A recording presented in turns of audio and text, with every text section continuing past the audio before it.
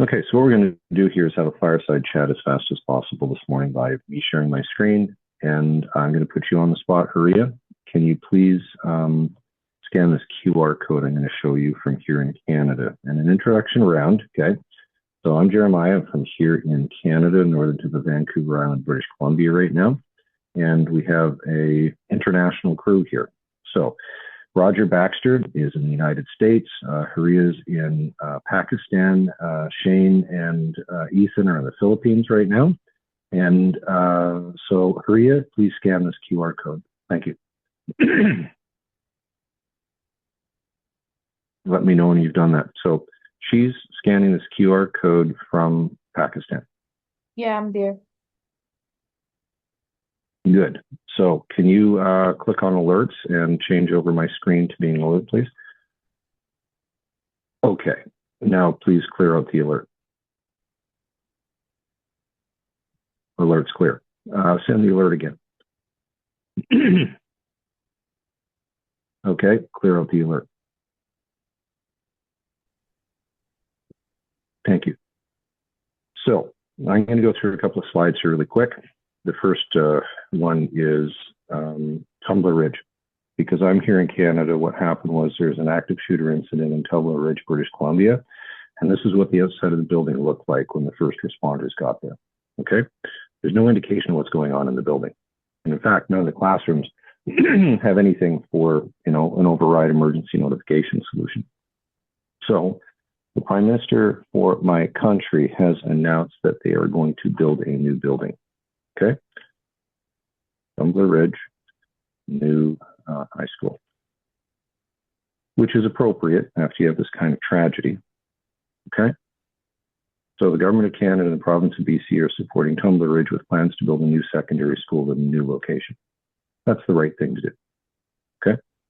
Now, another right thing to do would be to spend the time to learn who we are, what we do for other countries for the protection of children in classrooms. So, we're a Canadian company. We make little computers that go behind screens. They're as easy as plug them in and put in a code, and now they're attached to our system. We do nationwide rollouts in other countries, like the missing child reporting system there in Jamaica. And in the United States, we're an integral part of the showrooms for the emergency notification system that's partners with the Make Our Schools Safe Foundation, that is the initiator of the silent alert system for the schools, that is the switchover. So in simple terms, we could take a digital sign, flip it over to being the silent alert for a classroom in record time. And with the US, this is becoming, with Alyssa's law, legislation passing in a majority and probably going to go federal here in the next year of the states in the US. So with that, Roger, can you introduce yourself before I get to the announcement for here in Canada? Sure. My name is Roger Baxter. I've worked in public transportation for the last 26 years, going back to bus manufacturers, rail manufacturers, also did safety and security surveillance for public schools here in the country. I've worked with hundreds of K-12 schools from Florida to Washington, California to New York. A lot of school bus camera systems. Beyond that, I've stayed in mass transit with safety security systems and public information systems. And the system we're talking about now in S.A.M is the only system I've ever seen where you can take over a single screen or a complete network of screens in less than a second for the emergency alert, for a missing child, for a missing person. In mass transit, where public spaces meet transportation hubs, this could be the greatest tool there is for human trafficking, to combat human trafficking and to find people in those first 48, 24 hours by getting images and information out this quickly. It's a huge benefit and a huge tool to police, to any officials looking for people or the loved ones who have lost someone.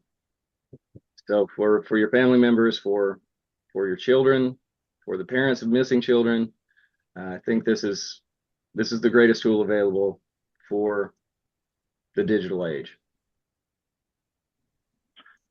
Now, to further on your commentary, and thank you, what you have done, because these are your existing clients, is you have referred us a number of the top 20 cities in the United States, and they are already using this in their showrooms and they're testing for adoption, right? That's a pretty big deal. Now, we can I want to come back to this one. Say for the record that we are in Kansas City. We are in Austin, Texas. We are in El Paso, Texas.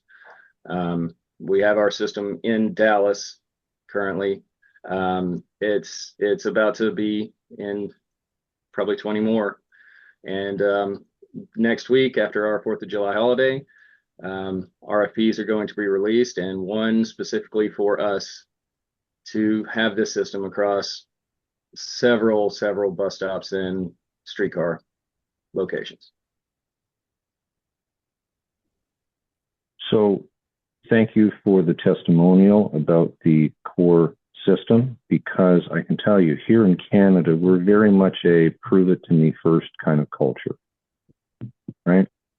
And so that's why this recording matters so much, because I'm providing some due diligence of how serious this is. We're not monkeying around here. In fact, the layout that we just showed the real-time interactivity on is the state of Durango in Mexico. So I am really proud to announce that the technology that we built, that really the Jamaicans put the missing child reporting system on top of their platform across the nation. That is now filtering out to other countries. State of Durango, we're doing this test pilot for missing persons reporting in the state of Durango on top of their regular messaging. I can't state enough that 99.999% of the time, we're just a lowly message on a screen up on the wall. But it's that 0.0001 that is where we shine, because you can do the switch over in seconds. So I think it's really important that I just throw you a zinger here. Okay, Roger? Mm-hmm. We're going to try another agent here that doesn't know that they're going to be doing this right now. So Shane or Ethan, do either of you have a cell phone on you? I have mine. Yes. You do.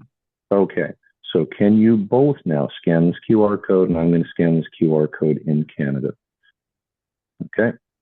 So I want you to imagine that this QR code was available, hidden away just for an administrator of a school.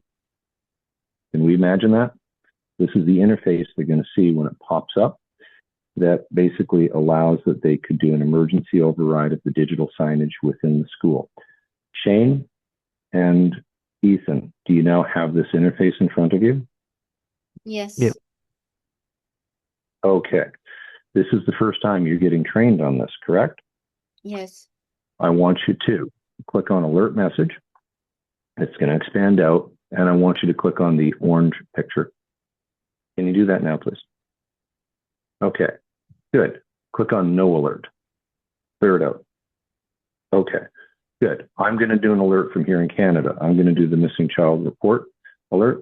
There we go. I've triggered that here. I want you to click on the orange one now from over there. Okay, done. I'm clicking on no alert. The alert is clear. Okay.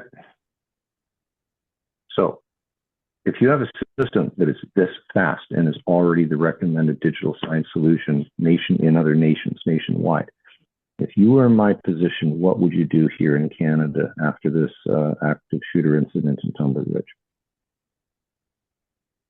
You would put it out to the universe that it's by donation. We're not trying to make money off of this. This runs in a browser. Anybody that knows how to use a computer and go to a browser could implement this in their school.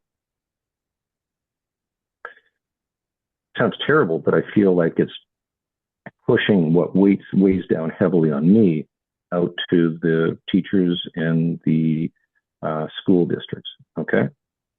Because they should learn this.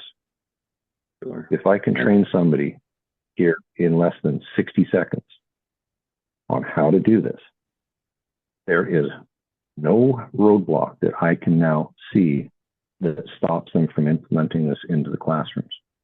and it is being mandated state by state in the US. We have no system like it, even though I built it from here in Canada. Yes, and not just for active shooters. I mean, as your natural disasters, your any catastrophic event or emergency that needs to be broadcast immediately. Correct. And let's go down that rabbit hole here. I am currently in a tsunami zone here on the northern tip of Vancouver Island. Okay?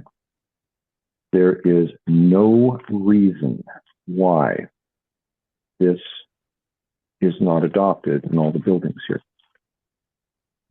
Other than, it's on me. We haven't networked with the government of Canada enough that they know this system is here. We have an earthquake early warning system here. Okay? The problem with it is it's not a problem, it's a benefit. It does do an alert out to the cell phone system, and that triggers down to phones. The thing is that queuing system takes on average 16 seconds, according to the US data on the shakeout, which is what it's based off of, where we're like 0.2 to 0.5 of a second.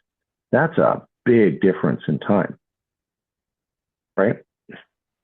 So getting a browser on a smart TV, we have some specific hardware recommendations we'd recommend for the classrooms, but this should be in every classroom. And you're right. Yeah, I should bring up. It's not just about the silent alert system. It's learning the different kinds of alerts you could trigger and having that as available for the teachers and for the administrators within the school district. And I have to do a better job here in the States with the tornado belt and in California, the entire West Coast, and inform everyone. Well, I'm not in a position where I can announce this is by donation as freeware to all of the classrooms in the US just yet. That is the plan, but I want to get through Canada first. Can we do that? Yes, we can. Is there anything stopping us? Zero. Right? It's just a matter of the public knowing that this exists. I think this is today is Canada Day. Go ahead. No, please. I was just going to speak to your generosity, but I'll let you speak. Well, today's Canada Day here. This is July the 1st of 2026 at 12 p.m. Pacific Standard Time. And we're going to wrap up this call of daily calls today to announce that it is by donation only. If they cannot afford anything, we will volunteer time just to train them on how the system works.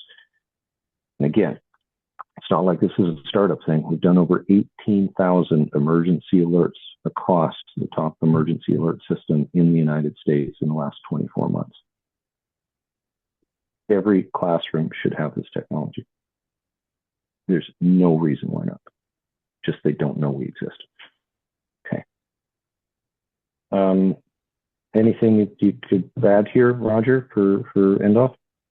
I think we should add your contact info and how they can reach out. And for anyone looking to join the Worldwide Signage Association and all the benefits that come with the system and the association. Contact that's a really good. Yeah, that's a really, really good point. So I'm just waiting for my screen to show back up because my internet here on the northern tip of Vancouver Island is so horrific. But our system still works, even a horrific internet. Right? So this is the association we're building because this is going global. It's not just a Canada, Mexico, Jamaica thing. In fact, I think I'm fair in announcing that we're in discussion with India on the rollout for mass transit there as well. And I can be reached personally. I'm going to give out my personal cell phone, 250-999-9368. Any school that wants to speak with me, the team, and learn how to adopt this as freeware.